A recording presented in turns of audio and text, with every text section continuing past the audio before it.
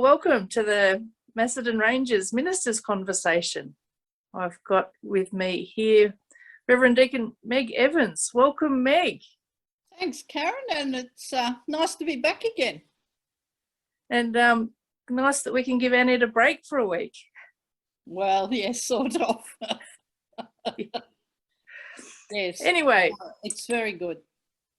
We've got a few readings before us today. The Job readings, quite a long reading, and it's our fourth week going through Job. And here we have, right at the very end of the book of Job, in chapter 42, where he has everything restored back to him, more than even what he had before, including 3 beautiful daughters. What do you make of all of this, Meg?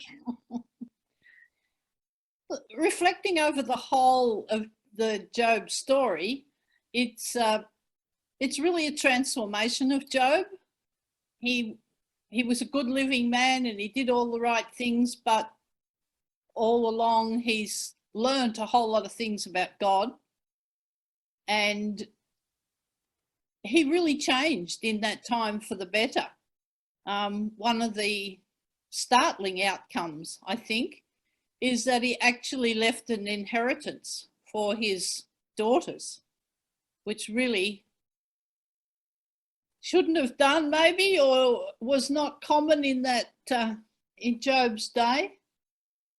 And I think the other good thing that we can learn from Job is that he really admitted that he was talking off the top of his head about things that he didn't know anything about.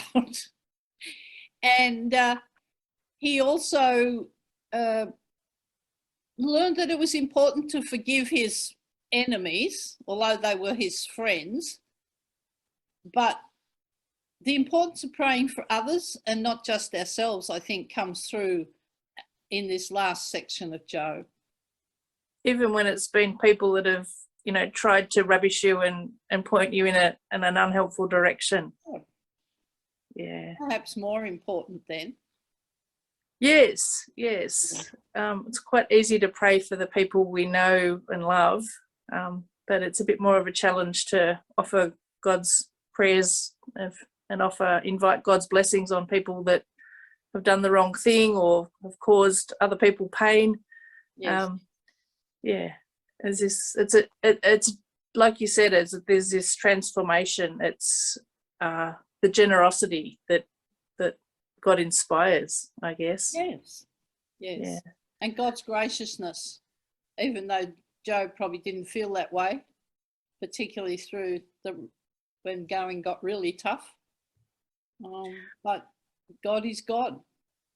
Yeah, and as we've seen through the weeks of reading through Job, that we're not given any excuses or reasons for what befalls Job. It just is, and God just is.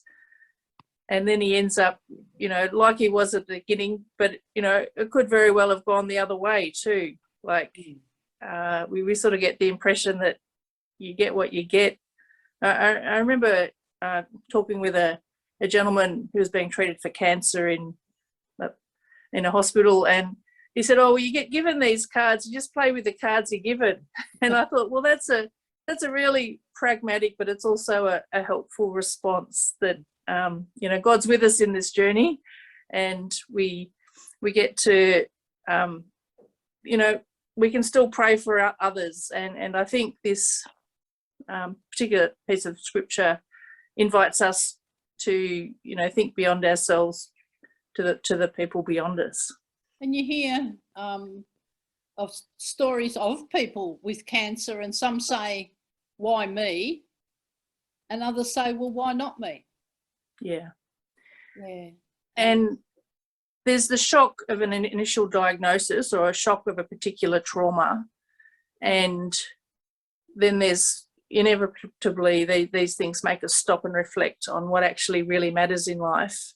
And like in this time of COVID, a lot of people have realised that it's actually their connection with people that really matters, and it's probably helping people reframe how they engage with people in the world. Yes, definitely, I think. Yeah, I believe that, you know, the rate of suicide is down. Maybe people are reflecting in generous ways. Who knows? But we are invited, I think, in this story to, to pray for people beyond a usual sphere. Yeah. Yep. Definitely. And then we get to Mark's Gospel, the blind Bartimaeus, son of Timaeus, on the roadside begging and screaming out. Yes. Yes. Jesus, son of David, have mercy on me. And again. And the crowd is shushing Son him. of David, have mercy on me. Oh, be quiet. You can imagine it. Yeah. Yeah. I can imagine, being in a crowd, being swept up along and wanting to hear everything Jesus is saying, and there's this racket out the back, and, you're wanting to let go of that racket so that you can pay attention to what Jesus is saying. Mm. And then Jesus stops. So you can imagine the whole crowd with him just stops.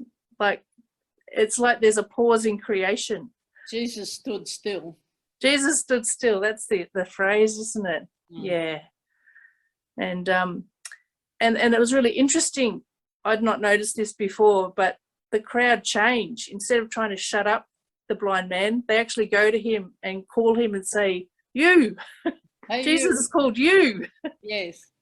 Yeah. Jesus wants to talk to you. Yeah. So it's not just the blind man that gets changed in that reading. It's the whole crowd. When Jesus stops, everyone stops. Yes. Yes. And the part that stood out for me this time was the Jesus' question to Bartimaeus, "What do you want me to do for you?" And that's exactly the same question as he asked James and John in our reading last week. And I think it pulls us up, asks us to stand still and answer the same question. What is it that I want Jesus to do for me? It's an important question, isn't it? It Yes. actually invites what is the deepest thing in our heart that needs changing. Mm. And we're invited to bring that to God. Yeah. It's a bit scary, really. You think, it'd be nice if, but deep down, what is it that I really want for my life? What is the impossible hope? And give it to Jesus. It's quite an invitation, isn't it? And particularly when you look at what the two sets of people asked for. James and John asked for power and glory. The blind man simply asked to see. But really, it's a huge thing. It's not, I said simply, but it's not a simple thing. It's huge. And maybe we need to ask to see, to really open our eyes to the way Jesus sees the world and looks at humanity and looks at us. Yes, the disciples have been traveling with Jesus, and they've had every opportunity to figure out, they've figured out that this is Jesus the Messiah, and what sort of Messiah is this? They think he's going to be sitting in power and glory. Which is what James and John asked for. That's right.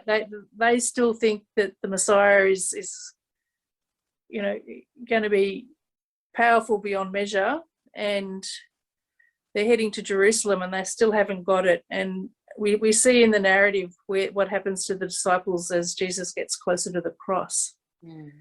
But this blind Bartimaeus, he gets it. Jesus, son of David. He knows that Jesus is the Messiah, and he asks to see. And it's like we're all given that insight that it's not about the power and the glory. It's about the simple things that help us to connect with one another in community.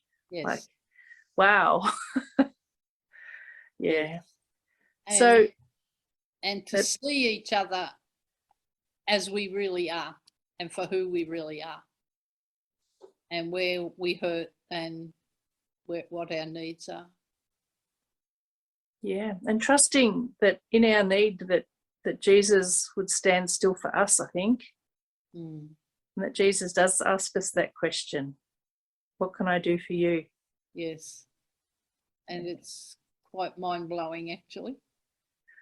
And like you said before, it could be quite terrifying, because if we got what we, deeply desired, what would that mean?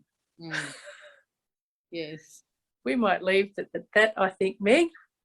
Sounds good. Thank you so much for joining us this week, and It's been every lovely. blessing to you. And also you, Karen.